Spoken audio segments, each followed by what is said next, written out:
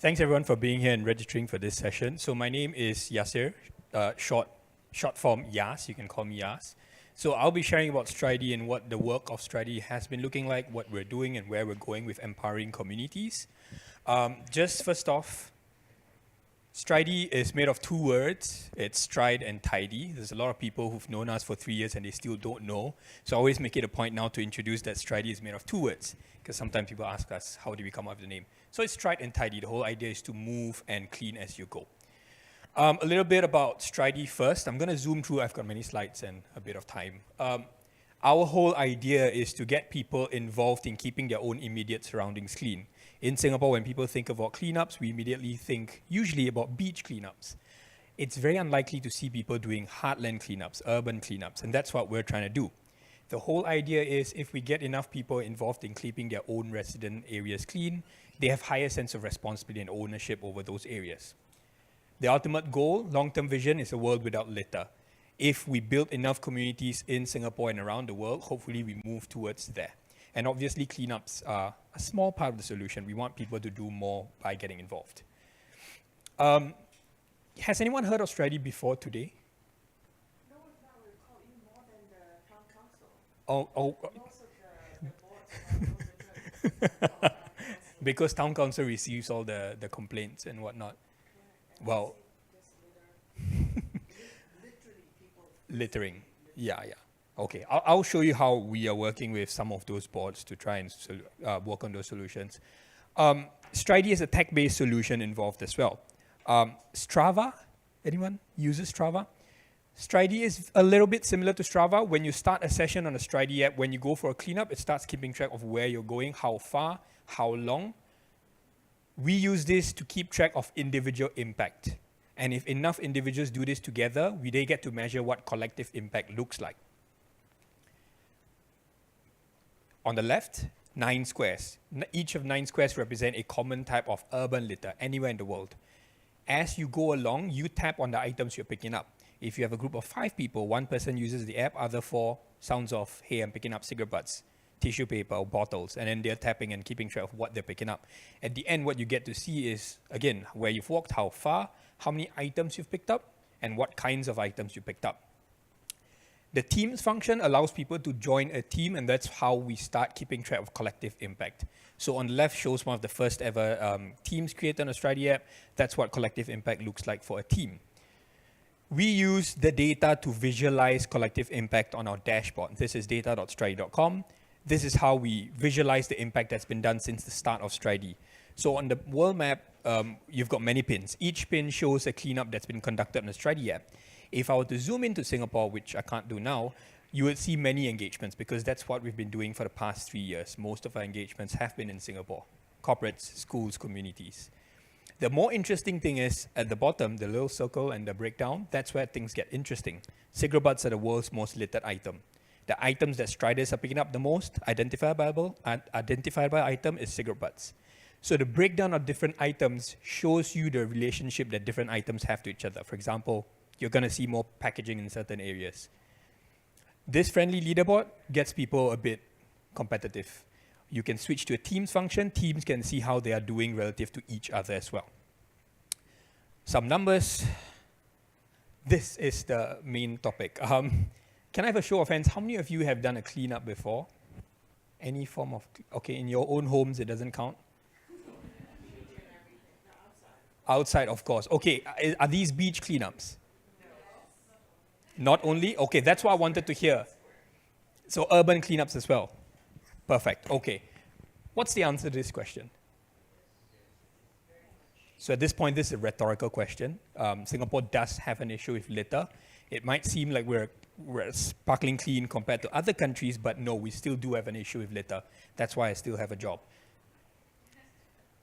This is a common example of what local littering looks like. This happens more often during the weekends. Friday night, Saturday night, Sunday nights, people hang out in urban areas. If you live in a HDB estate, the block, under your block, you would see stuff like this happening. Now, you can tell that they had a good night before. Unfortunately, they did not bin their trash. Common example. You don't have to go to a beach to see this happen in your heartlands again. example of the sheer number of single-use disposables thrown after an event. Anyone would like to guess what event? F1, Taylor Swift. So both correct-ish. It's the concert after F1. So this is at the Padang. Large-scale events happen here, F1, Chingay, I guess, and National Day Parade. Do you all think during these events there are rubbish bins around? Plenty, yeah. Sometimes people say no. There's many, too many sometimes. In fact, I can see cleaners cleaning them up around the clock. Every 15, 20 minutes, they're pushing empty bins in and filled bins out. Why does this still happen then, with enough bins around? People's behavior, culture, drunk people, attitude. In Singapore, they call it bochap. Means they don't care. It's a bochap attitude, they don't care, and convenience. Also, one thing that's not thought about often, when you're in a crowd, when someone throws something on the ground, you can't tell who did it. Litter happens when no one else is watching. So, yeah, the sheer number of single-use disposables after an event. You don't have to have an outdoor concert, even indoor concert areas, Sports Hub, if you've been to Taylor Swift concert, it's abysmal. Interesting thing, Coldplay concert, I saw the least because Coldplay is a more sustainable band. These are common items that we find when we do cleanups. And I'm thinking about in your heartlands again. Masks were a periodical thing. We saw a lot more during COVID, a lot lesser now. In fact, the 9 squares on our app, we replaced we took out masks and replaced with tissues. Because goodness gracious, tissues. For some reason, in car parks, there's a lot of tissues, especially at park areas. My thinking is people perspire, they wipe themselves, they get in the car, they throw it, and they drive off. Yeah, tissues a lot. Cigarette butts, the world's most littered item. This was a particular cleanup at East Coast, outside a food court, a hawker center, and we picked up just cigarette butts for 30 minutes, and it's abysmal again. I don't know, actually. It's a lot. That's what I know. So just what's interesting is we did this pickup because we wanted to do a cigarette butt display. So we've got a display at Park Lane Green, East Coast Park, and one of the displays are cigarette butts lined up in resin to show just how much cigarette butts are picked up right around East Coast. Bottles and cans, items that could have been recycled, unfortunately, they end up in the environment. If you do beach cleanups, if you find these items, most of the times they're going to be contaminated. It's way too hard to recycle. Even for urban cleanups, it's a bit hard for us to recycle because we got to rinse them, clean them, dry before we put in the blue bins. And sometimes we don't find blue bins nearby. Areas that you can find litter, note that beach stretches are just one of the many areas you can find litter. Beach trash. Picture in the middle, would you like to guess where? East Coast. Good. Sometimes I show this picture, people ask me what country this is from. So this is Singapore. A few facts about all three pictures. Number one, this is seasonal, especially at the beaches at East Coast Park. It's June, July, August, September. That's when the southwest monsoon happens, wind directions shift, more trash washes up on our shores.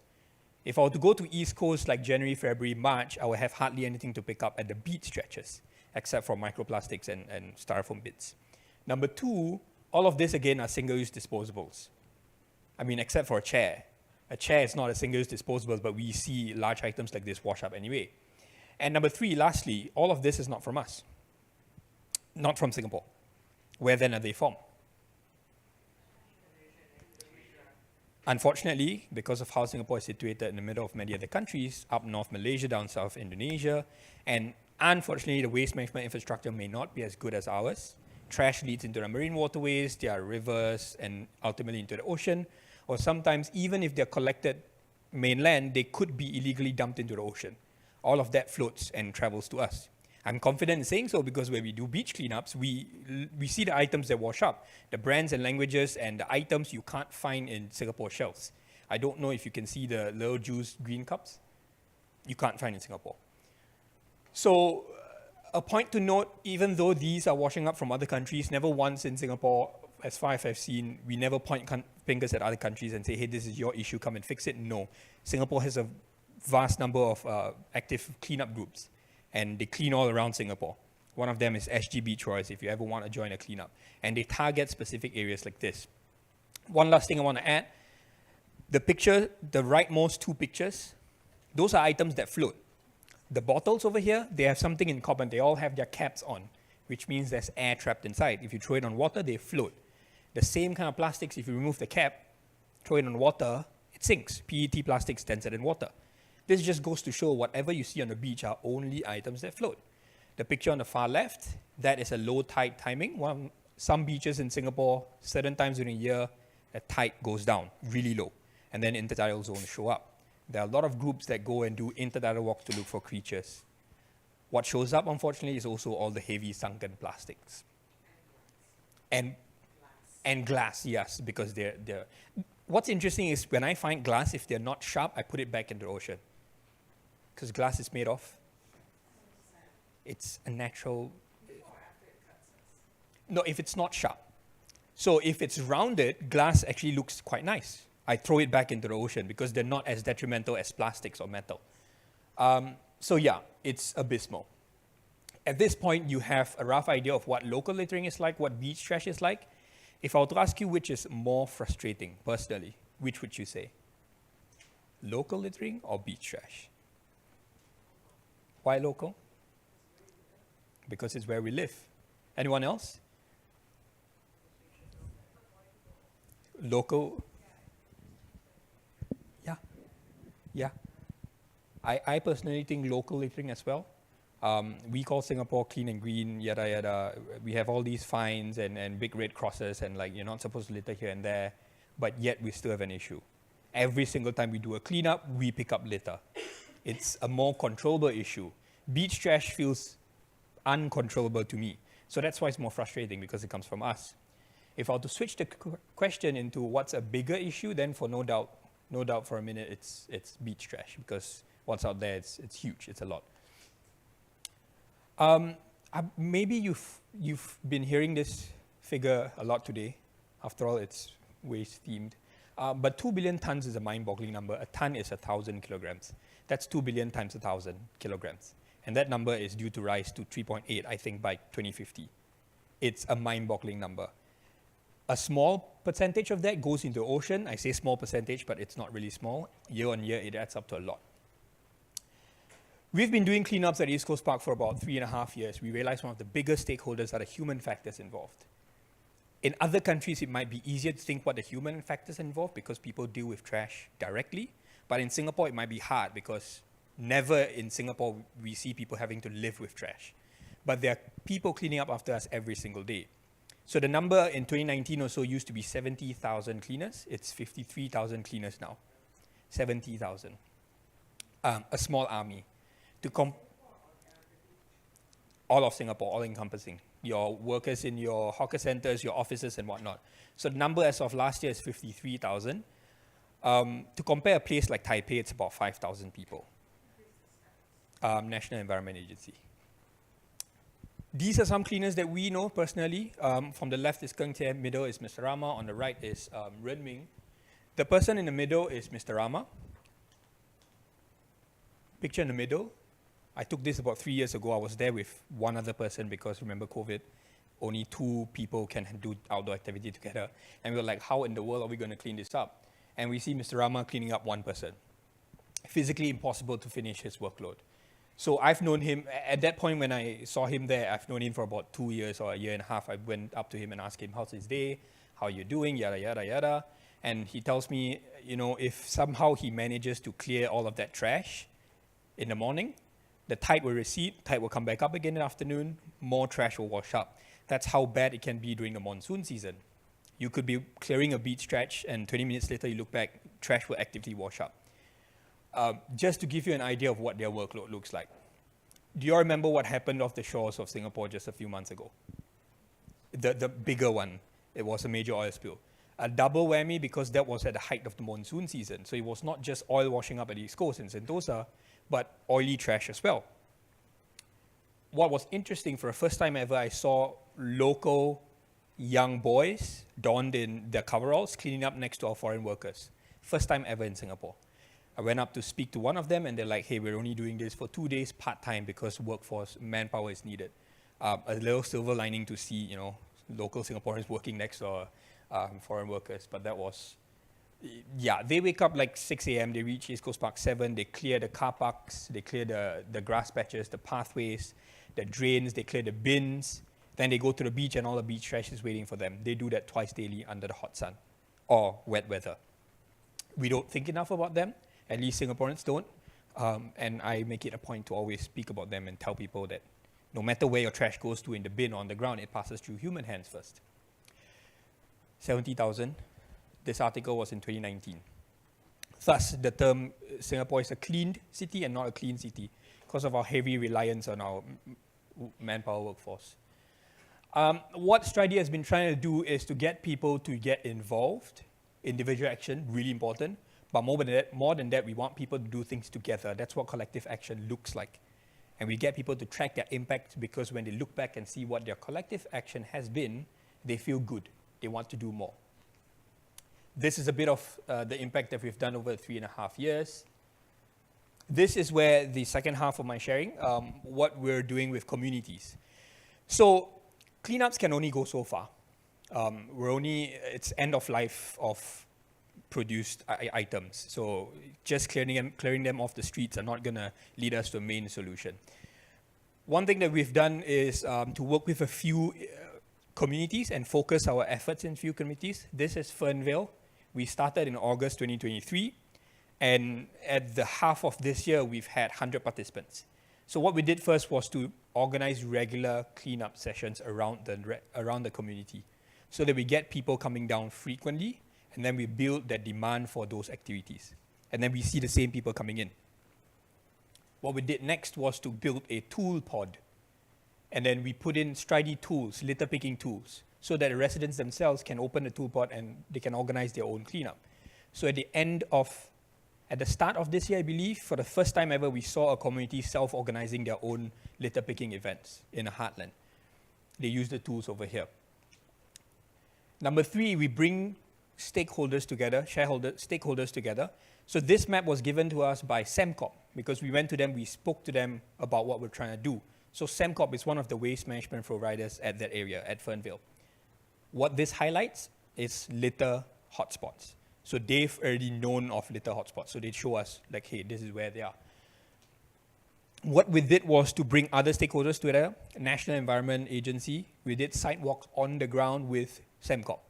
One of the issues with Singapore, or at least something I've experienced, is bureaucracy can be quite a barrier. Things takes a long time because one government organization is pointing fingers, hey, this is your problem, go and fix it.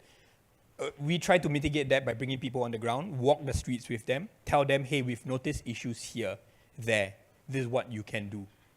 Example, outside a petrol kiosk, they put their own makeshift bin. Good, but not so good because dengue and all that. It's not a proper bin.